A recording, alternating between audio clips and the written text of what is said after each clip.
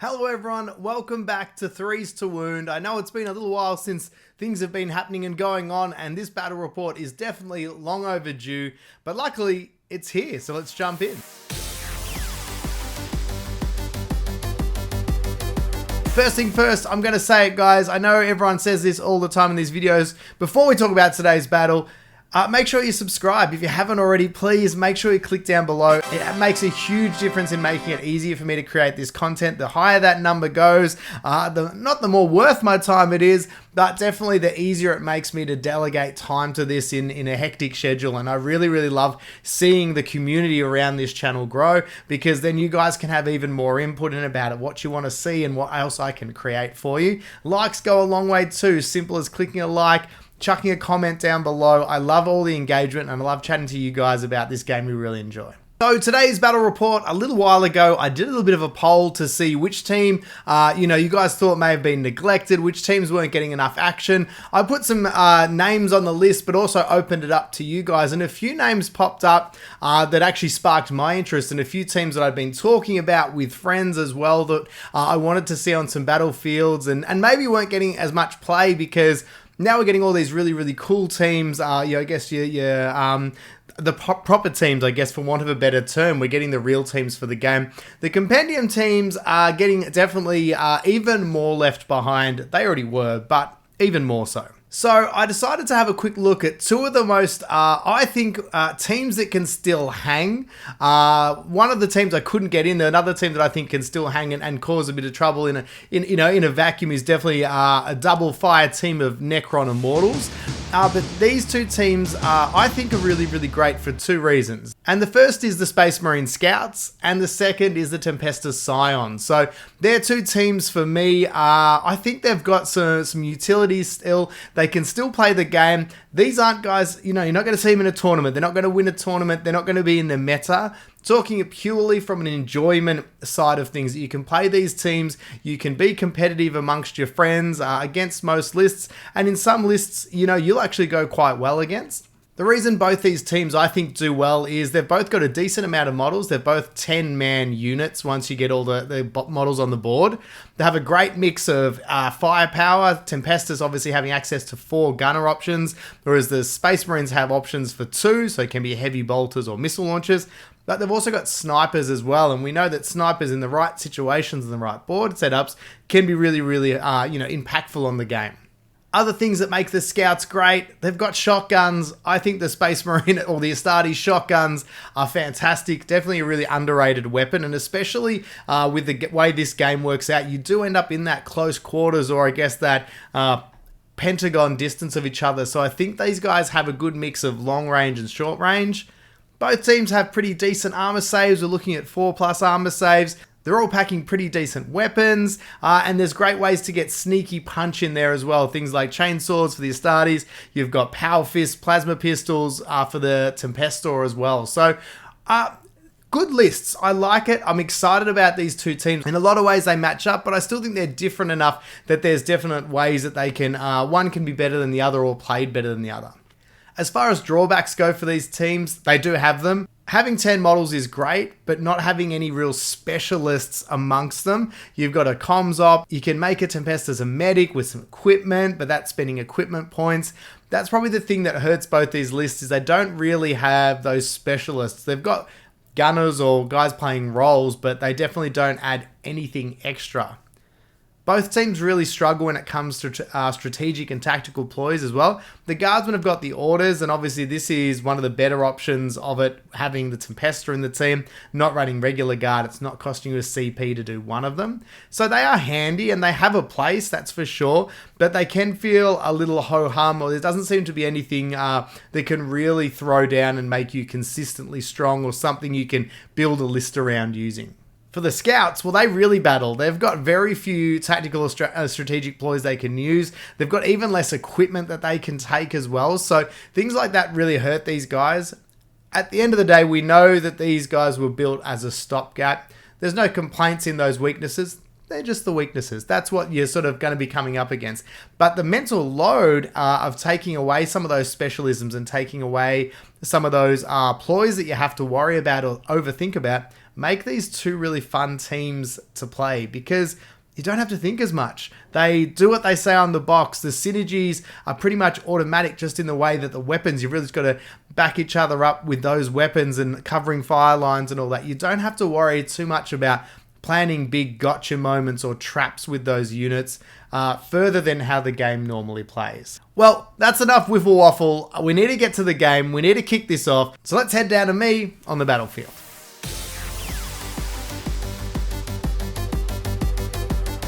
Today's mission is 2.1 Escalating Hostilities from the Kill Team Core book. 6 objectives are set up at the start of the battle.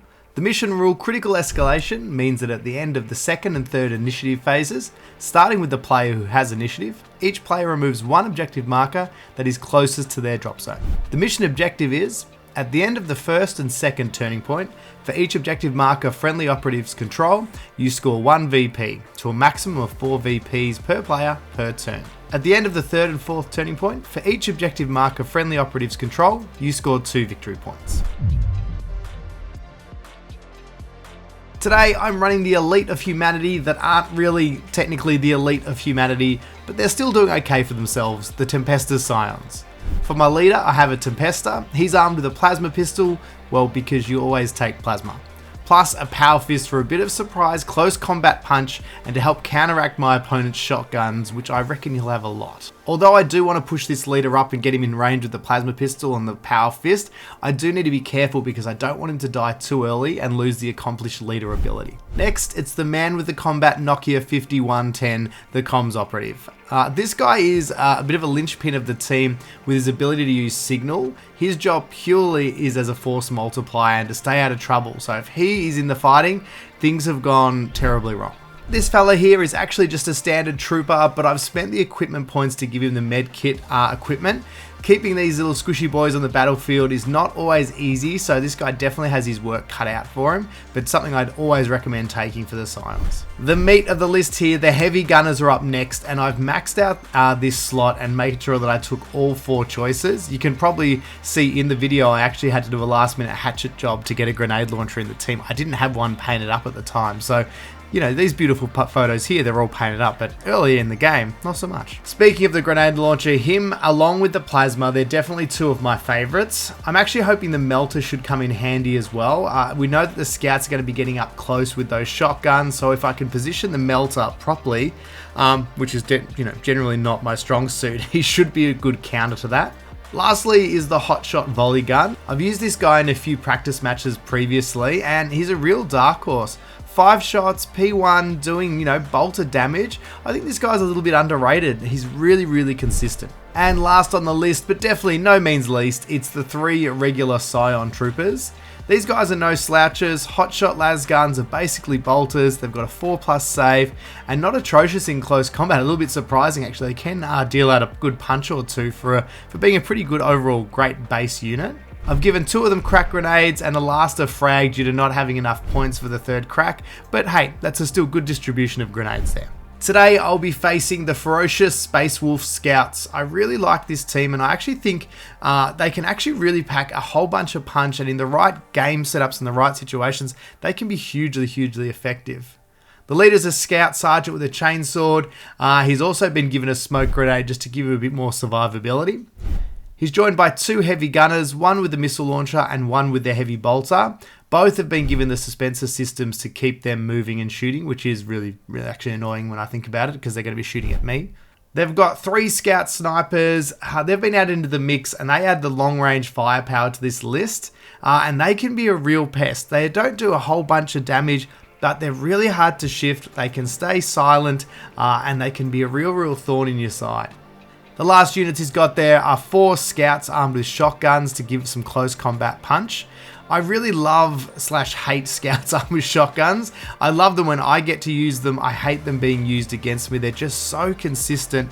And when you use this team where you've got your base of fire support with the missile launchers, heavy bolters, snipers, but then you've got these guys pushing, the mid to end board, they are really powerful and they've got a really good mix. I know there's definitely hard counters for them, but I still think they're a really underrated team. For tac ops, I went with security as I thought it was going to tie in best with what I was already trying to do, push towards that middle of the board and putting pressure there. I was happy with the cards I got. I got hold the line,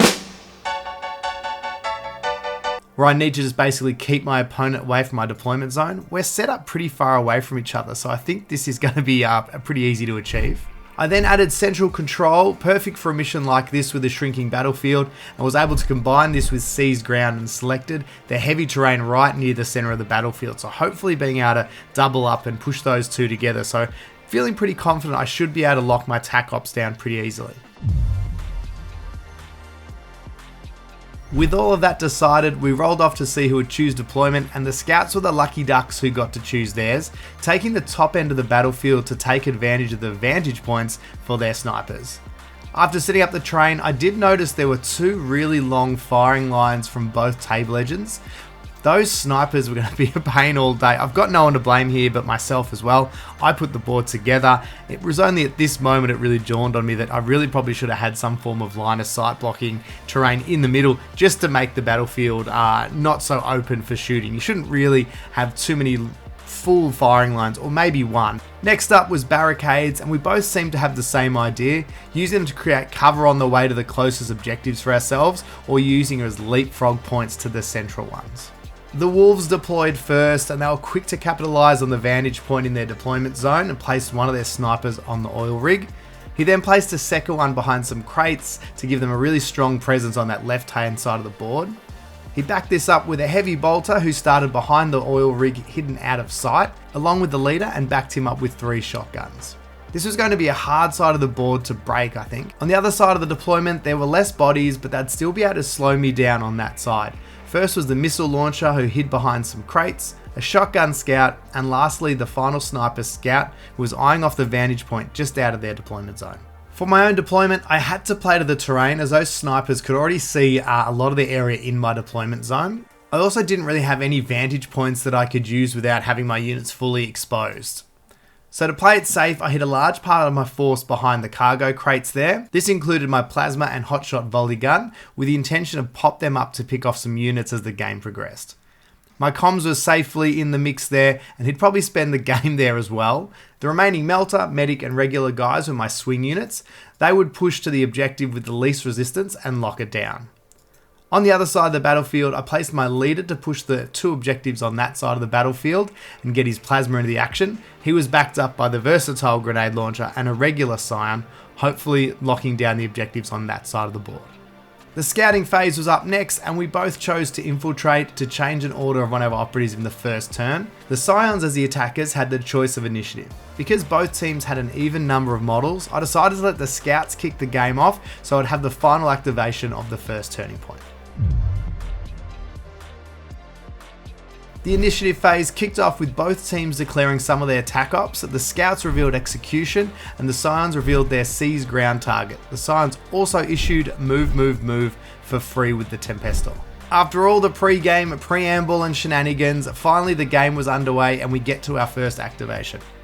As predicted, the scout sniper on the far right side of the battlefield clambered up onto the vantage point to make sure he was going to be a pest for the rest of the game.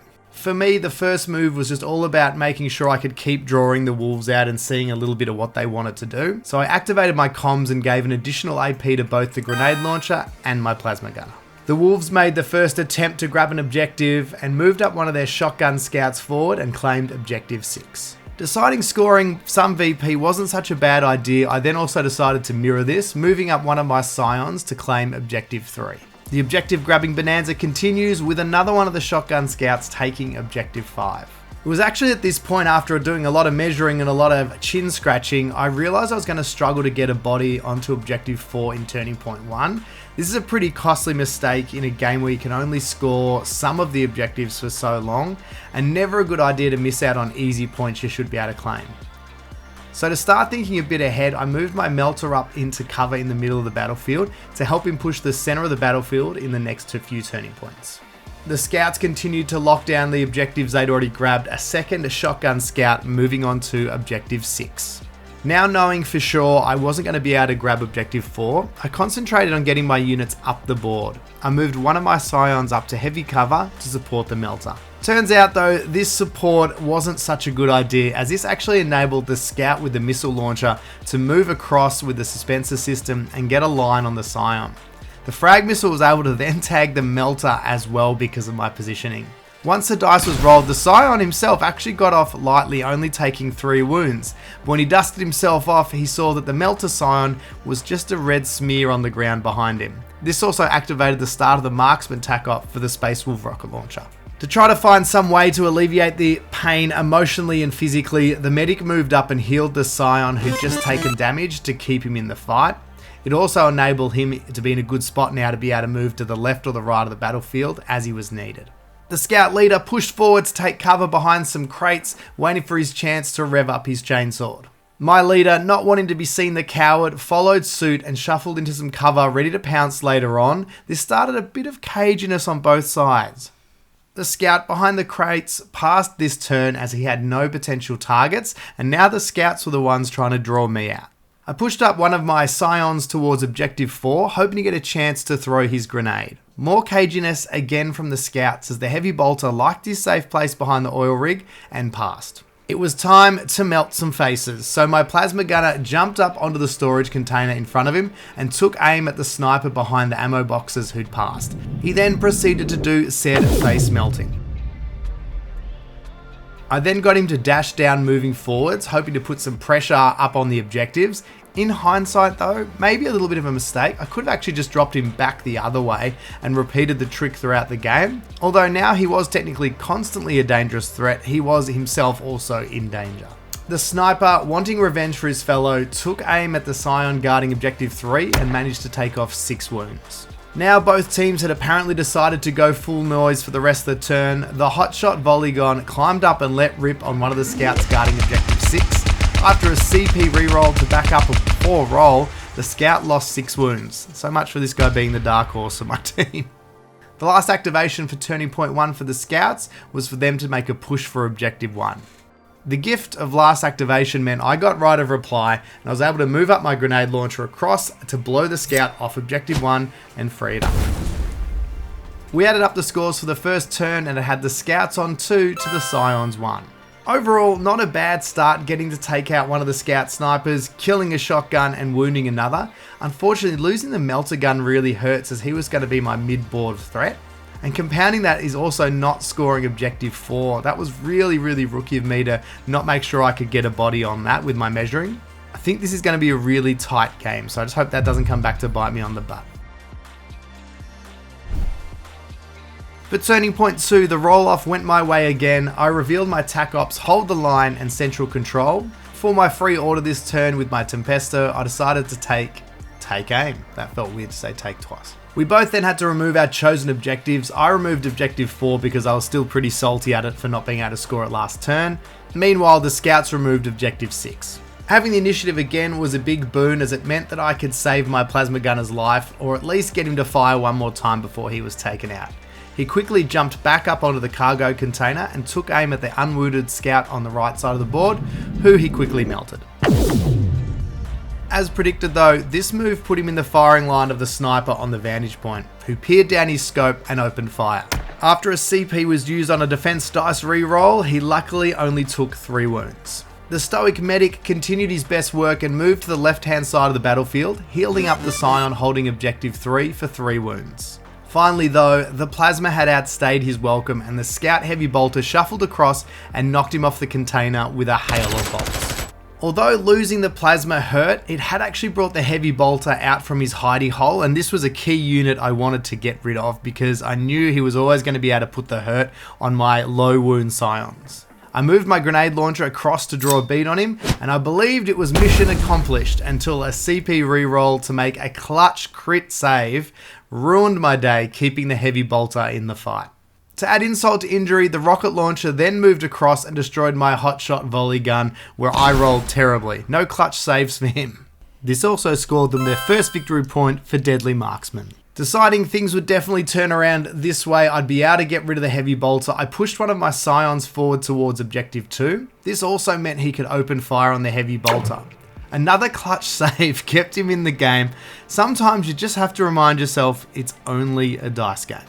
The sniper overlooking Objective 3 tried to clear off the Scion there, but an absolute mess of a roll for a sniper. He rolled 3 1s, but still managed 1 critical.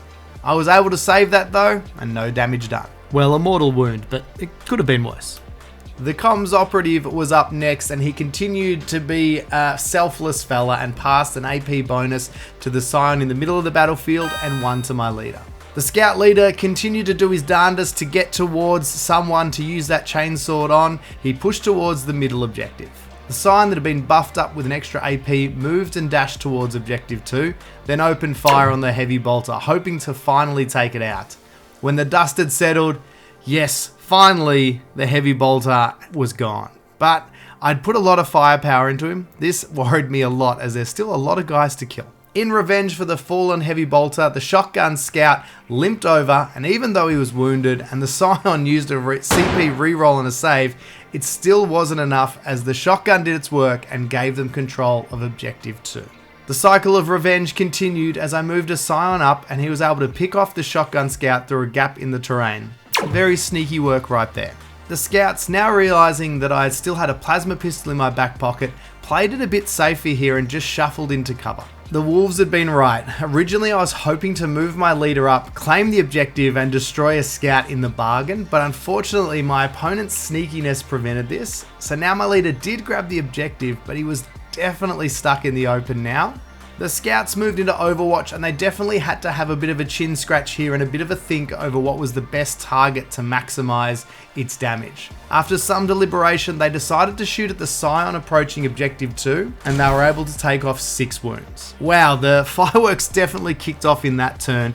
A few deaths on each side, but that pesky heavy bolter definitely took far too many shots to die, and that feels costly as some of the other operatives got off lightly. I'm looking a little bit thin on the ground as well on that right side of the battlefield, and I'll have to pivot a little bit here to see if I can at least keep my opponent off that objective, or maybe see if I can sneak a body over to contest it. The other side of the battlefield is definitely looking a little bit healthier, but there are those snipers overlooking both key objectives, which are going to be a danger I'm not sure if I'm going to actually be able to deal with. So tallying up the points at the end of the turn, the Tempestus get 1 for the primary with the objective they hold, and 1 for hold the line.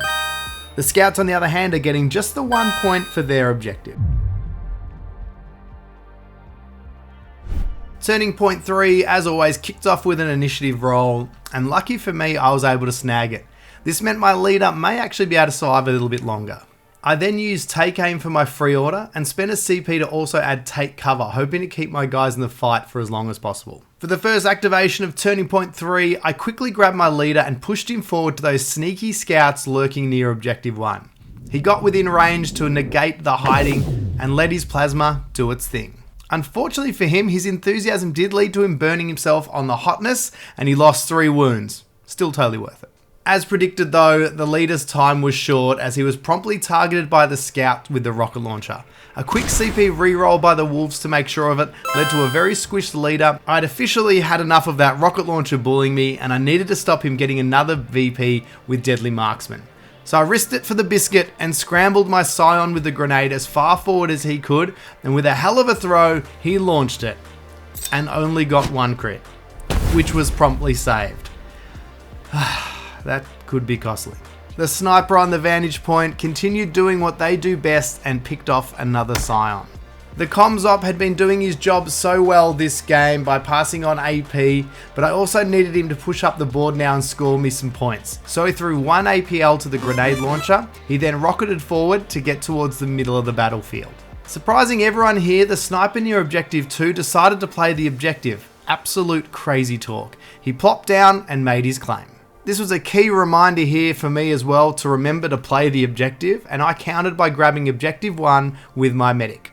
This did lead, unfortunately, to the unavoidable charge of the scout's leader. He'd been waiting all game patiently with his chainsword to, bring it out and let it do its work. He didn't disappoint either. He carved the medic in twain while only taking 3 wounds in return. With a cry of vengeance on his lips, the grenade launcher wielding Scion ran forward. He then scrambled over some rubble using the extra AP and then blasted the Space Wolf leader out of his gene enhanced boots. The scouts, lucky for them again in some ways, once again headed into Overwatch, and this left the rocket launcher to continue to add to its kill tally as he unceremoniously destroyed the Scion with 1 wound, claiming the whole right side of the board for the Sons of Fenris. At the end of the turn, when all the points were added up, we're now sitting at 7 points each. Both teams were able to snag 2 points each for the primary. The Space Wolves also revealed execution for killing more models than me this turn, while for the Tempestus we managed to get central control by an absolute bee's wiener through the middle there with some keen positioning after we'd got the grenade launcher to blow up that Space Wolves leader. We also got the final one for Hold the Line. Well, that turn had a lot going on and it's turning into a real bloodbath. The snipers continue to make it hard for me to hold the objectives and I'm almost out of models. The wolves though are also heavily wounded, but they have a slight edge with their placement. I'll be working hard here to grab my secondaries and hopefully using those secondaries, which I'm confident I can get, I can squeak out the win if I can just keep some of my guys alive. Into turning point 4 and we rolled for initiative for the final time and the wolves were able to take it and that could hurt a lot. We both decided to save our CPs here for some clutch rerolls. No Tempesta for me meant no free orders. With a feeling of sadness and inevitability, I had to watch as a sniper on the vantage point lined up the grenade launcher holding down objective 1. It was a decent roll, which is more than can be said for my armor saves. I absolutely blew it, and even with a CP reroll, it wouldn't have mattered. Losing that objective may have just cost me the game. With very few options left to me, it was all about scoring points, and that's what I had to remember. I was unable to clear the wolves off objective 2, so I didn't bother. I knew I couldn't reach objective 1 with the distance, so I just ran that last Scion forward, the comms man, taking his Nokia 5110 for a run up the field, and basically that gained me central control and seized ground. For the last 2 activations, there wasn't really any point of the wolves making any silly mistakes, so they actually just passed because they knew they'd sealed up the game. To add to their tally, they got 2 more for holding that primary objective. They also got their 2nd point for deadly marksman as he survived the battle, and 1 more for execution as they had killed more for 2 or more turns. Bloody Scion not surviving that sniper shooting. God. Well, a heartbreaking loss, but a real nail-biter of a game, and exactly the type of game I hoped it would be against these 2 often unseen and definitely underrated teams. Let's head back to me in the studio for the breakdown.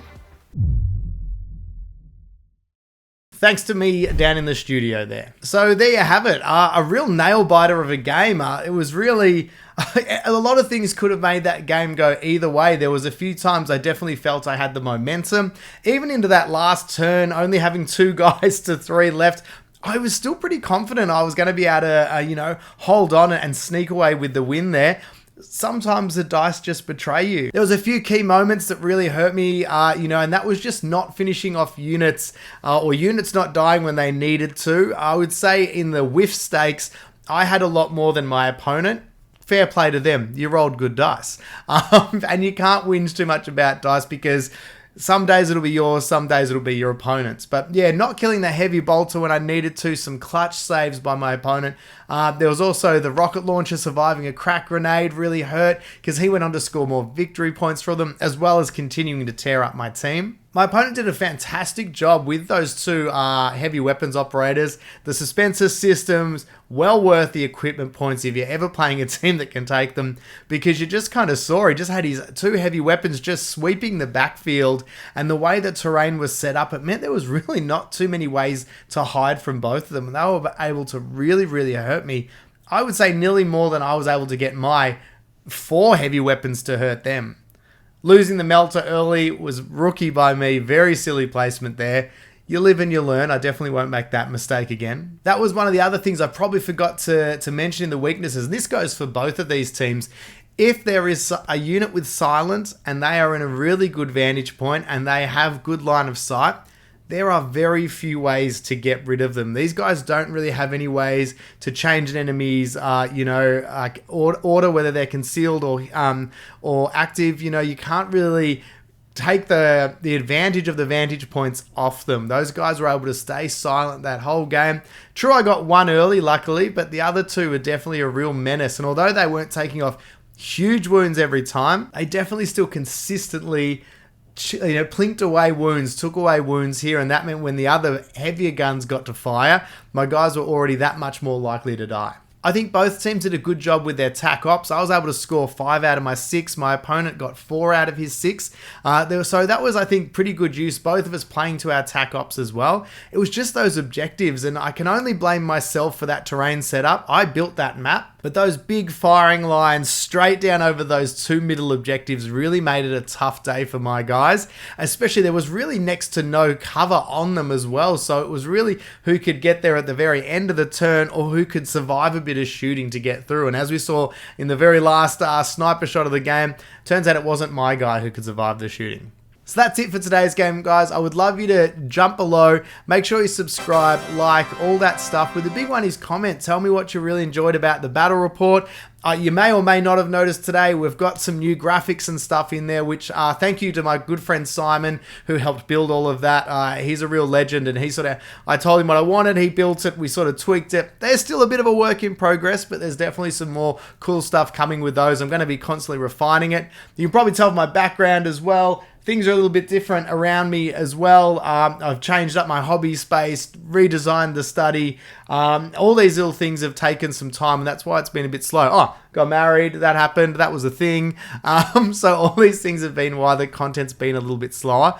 But I'm going to do my best to keep on top of it and keep these battle reports coming. So let me know what teams you want to see. I've been building like a madman. You can probably see some great plastic back there, quite a few kill teams from all the different box sets who are due to be painted up very, very soon as well. As always, really appreciate you guys watching. Thank you so much, and we'll see you next time on Threes to Wound.